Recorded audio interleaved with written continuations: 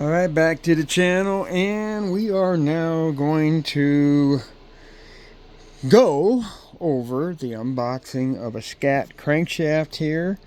This one here happens to be the part number 9-302-3250-5400-2123. Alright, what does all that mean?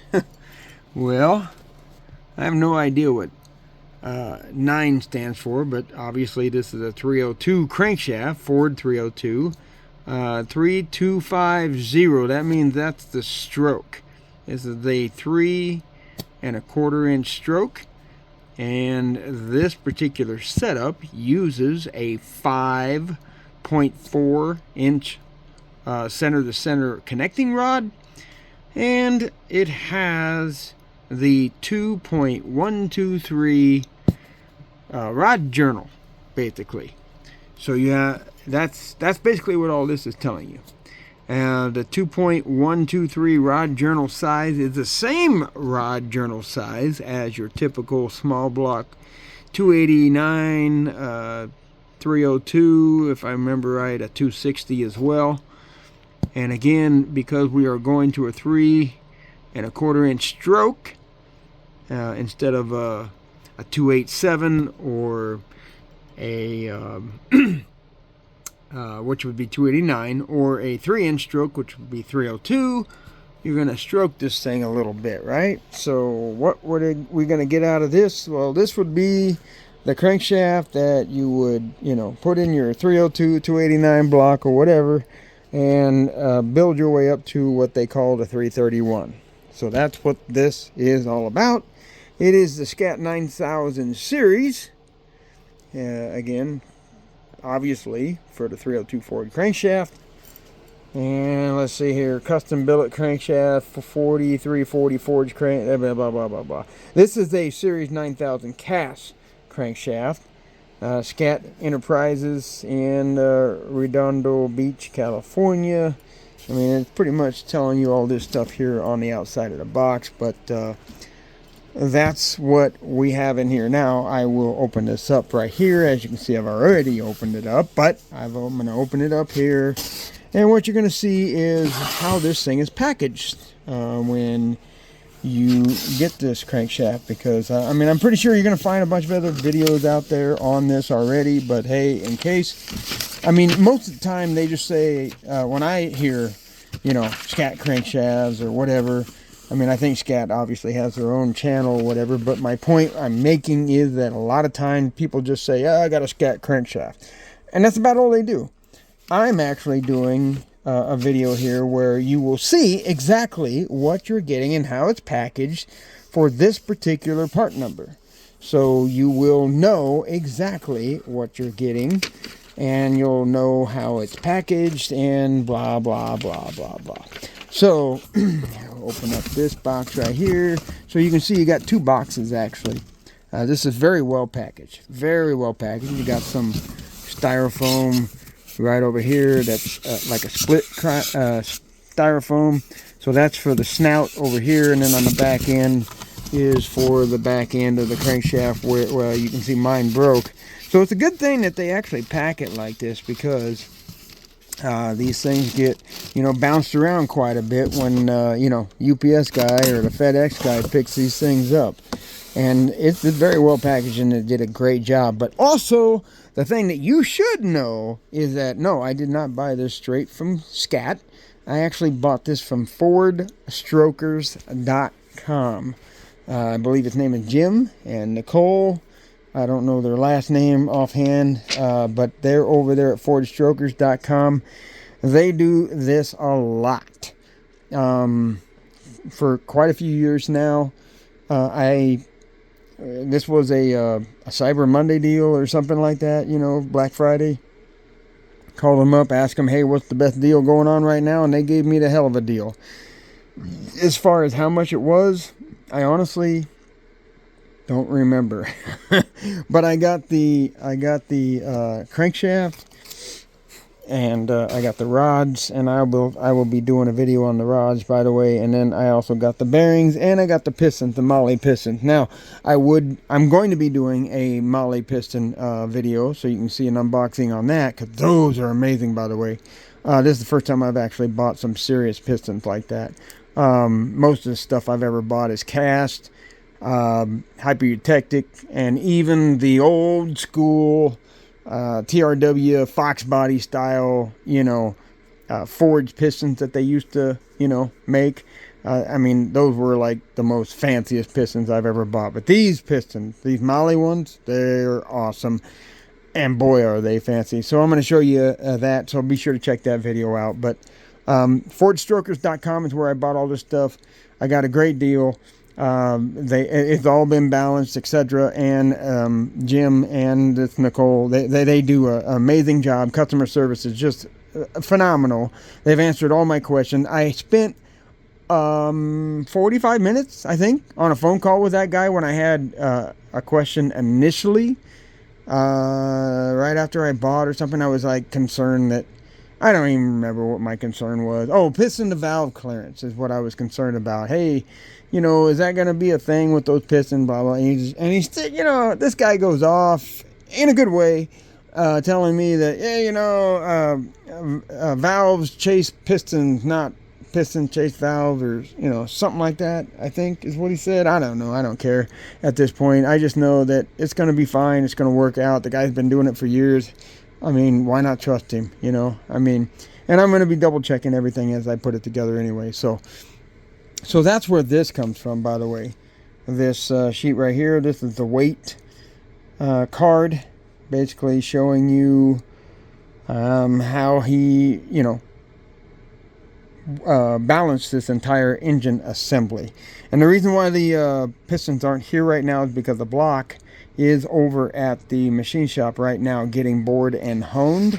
And of course, when you do that, you should have the pistons on hand so that you can make sure that you're getting each and every single hole the exact size for clearancing that you're supposed to have. Okay. One of the things I'll say real quick here, and then I'm going to actually take the crank out of the box and stand it up on the shelf here so you can see it. I might even lay it down. Oh, God. Everybody would hear me say that, and they'd freak the fuck out, wouldn't they? Well, take a look at this crankshaft right now. It just happens to be on its side. I mean, I can't believe people say that. Oh, am I getting off on a tangent? Well, guess what? I don't give a shit. Because a lot of people will say, oh, the crankshaft, you should never lay it on its side. Are you out of your fucking mind? Really?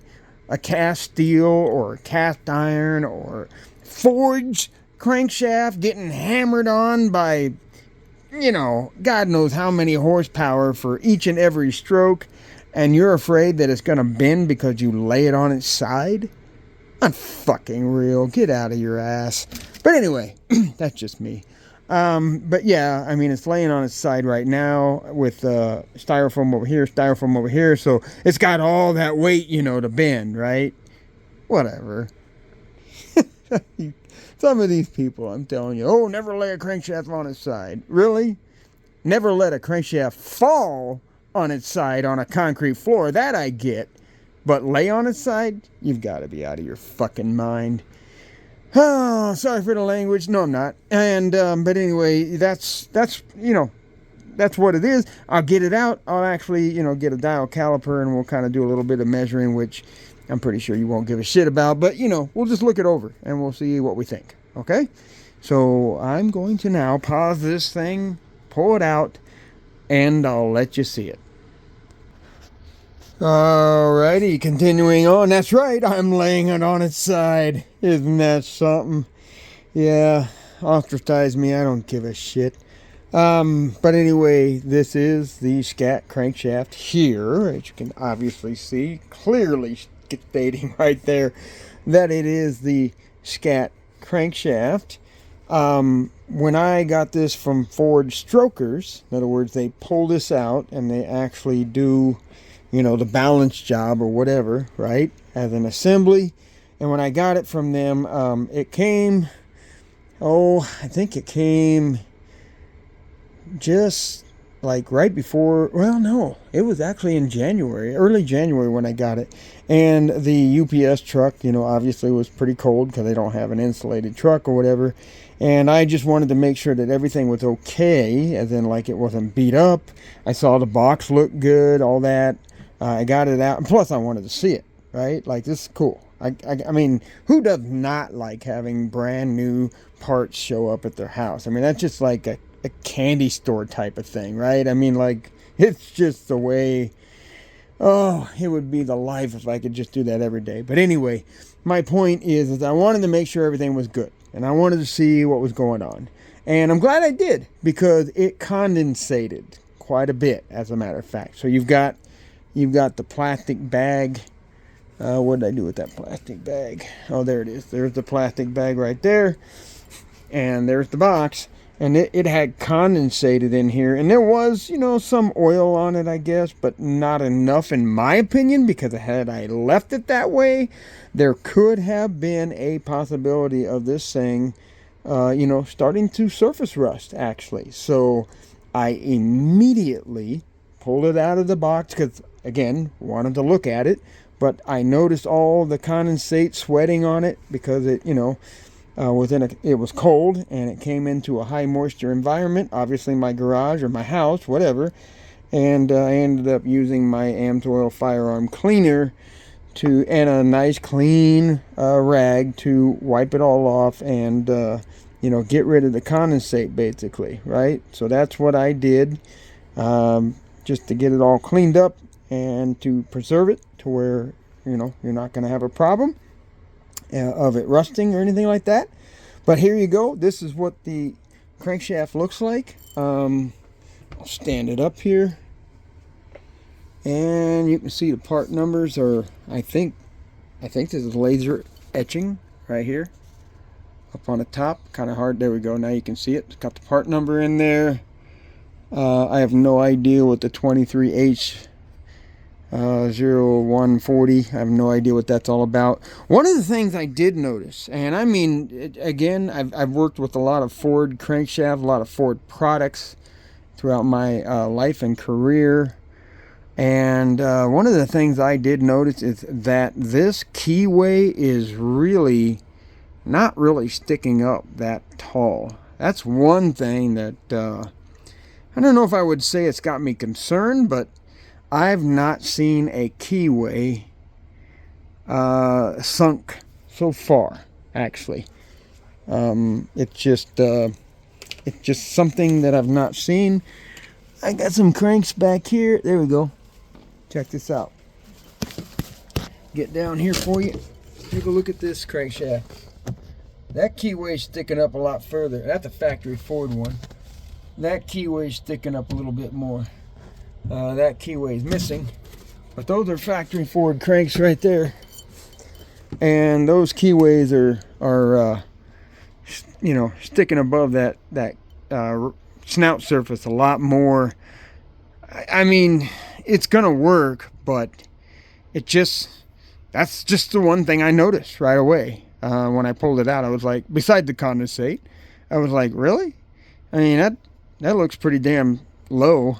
You would think you'd want to have that a little bit higher, so that way you got more bite on the harmonic dampener, but I don't know what I'm going to do about it, if anything. I'll probably run it, or I might go out and see if I can find another keyway that I can, you know, custom make a little bit taller, so that way it fits a little better.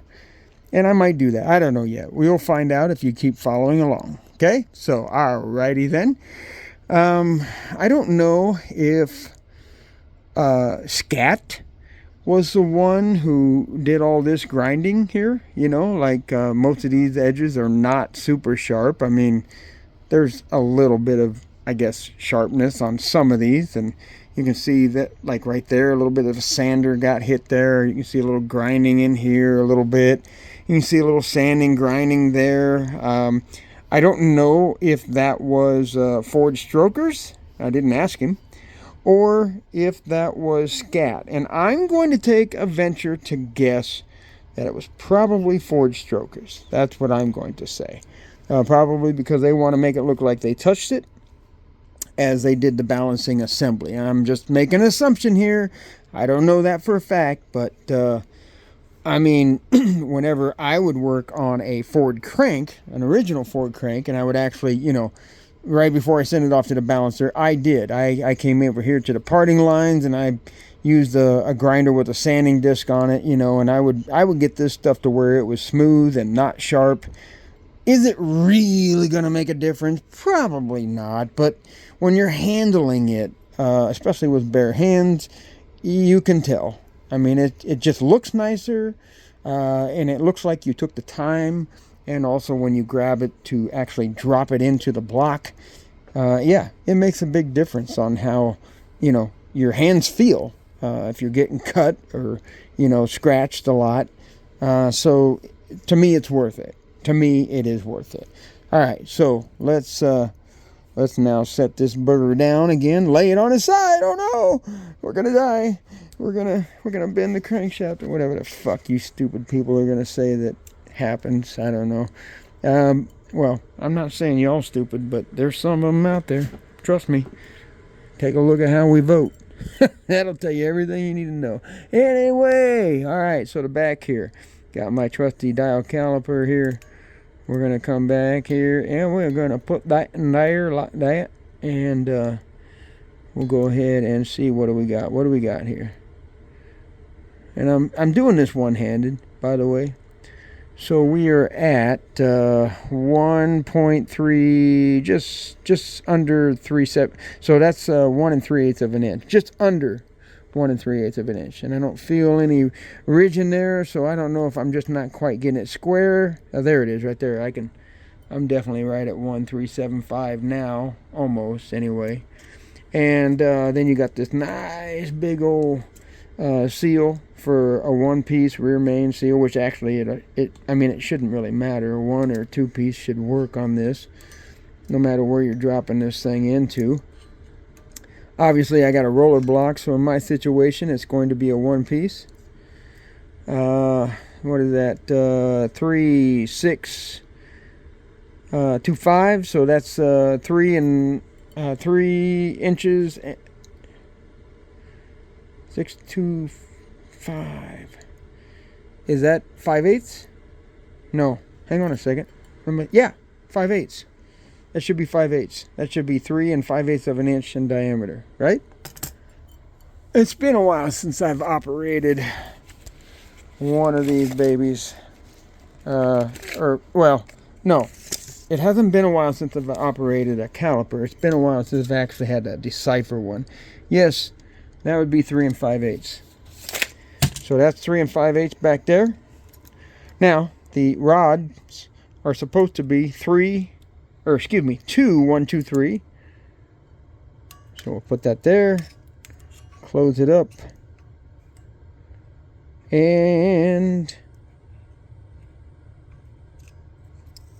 there it is. 2, 1, 2, 3.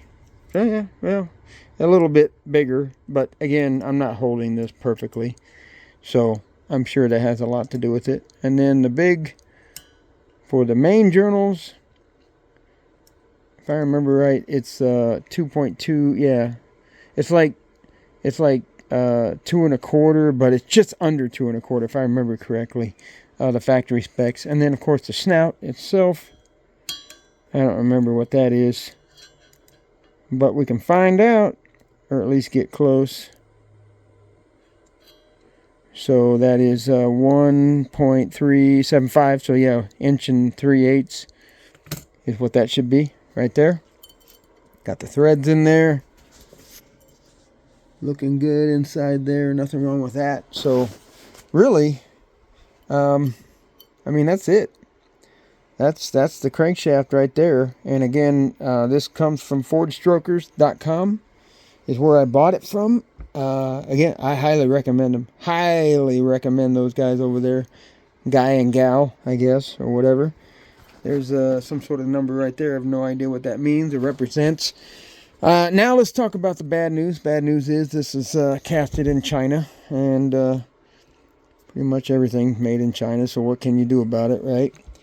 And You know, because that's one thing. I did have that conversation with him in a gym when I was on the phone, and he's like, yeah, the Scat's been in China for a long time now, as far as like, you know, this is where they have their stuff casted. Now, do they machine it over here in the United States or whatever? I have no idea. But I will be actually taking the time to mic this thing out very nicely with an actual nice micrometer when I get the time to do that. And right before I actually start installing it and putting it in with the bearings and everything. So this will get actually measured out really good when I get to that point. But if I remember right correctly, the UPS said that this box, because it came in 3 boxes, by the way, I believe this box was 47 pounds. So I believe that's what this is. I think this crankshaft is 47 pounds, approximately.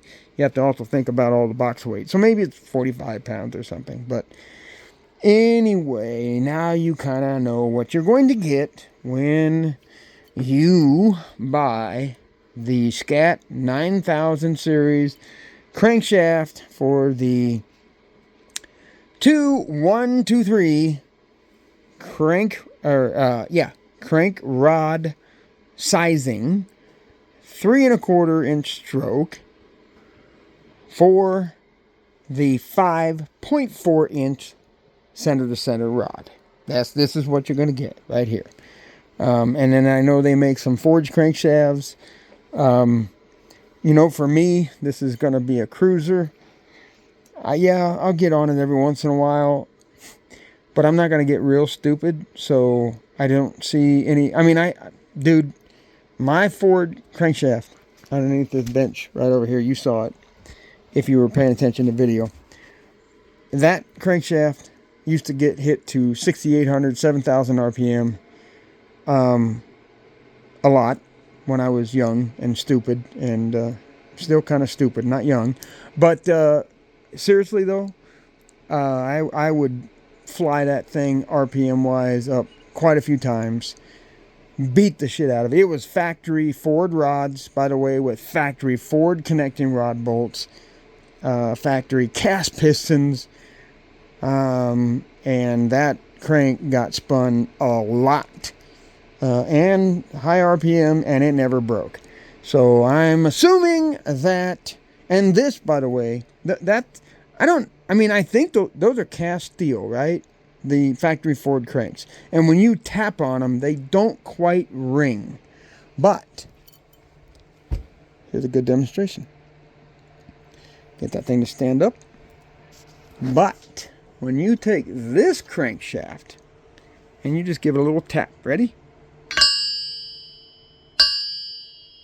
Now, I'm kind of hoping that you can hear that really good with our microphone. But that thing rings really good.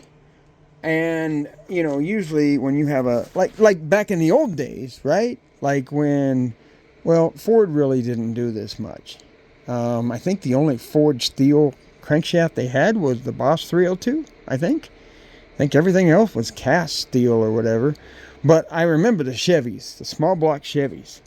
They had a cast crank and they had a steel crank, you know, factory. And I remember when you used to hit the steel one with the hammer, boy, they would ring. I mean, they would, like, if you didn't put your hand on it, you know, within 5 seconds afterwards and dampen it out, it would still be ringing. I mean, it was kind of a cool deal. But that's how you knew you had a Chevy, you know, steel crank cast, or, well, I don't know, maybe it was forged. I don't know. If you just had a regular, you know, everyday cast crank, you hit it and it just went thud.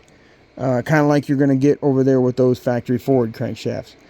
But the Ford crankshafts never really seemed to have the problem that the Chevys did, according to Chevy owners, by the way, that talked to me, that you always wanted that steel crankshaft whenever possible, if you were going to be, you know, hot rodding it and revving it way up and all that. My point is that this thing rings pretty good. So I don't know if that means, not sure here, that this is made with a better material or not. But again, it just reminds me of the ringing that you used to get on those small block Chevy crankshafts compared to what you're going to hear when I hit it. Like if I go down there, and well, I'm not going to reach in there because I'm afraid to knock it over. But if I were to, because they're just freestanding down there. But my point is that I can tell you they kind of ring, but it's more of a just like a tink, you know, with a little bit of a kind of a ring to it, maybe like half second. That's it. These here, you heard this one. If the microphone did a good job, it rang for a good 2 to 3 seconds. So I think this is a better material. And, you know, again, it's supposed to be an aftermarket crankshaft, so it should be, you know, something better, I would think, than factory. But then, who knows? I don't know. Either case, I'm going to use this. Because if I was actually going to go to a forged crankshaft, that would be because I'm going to do twin turbos, lots of nitrous, big supercharger, you know, just stupid attitude on driving, etc.